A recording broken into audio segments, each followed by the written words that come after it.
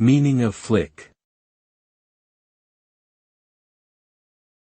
Flic. Flic.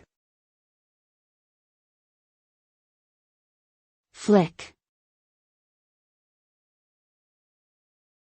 Flic.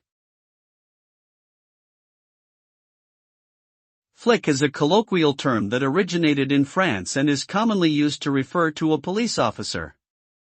The term has also been used to describe the quick movement or flicking of an object, such as a switch or button.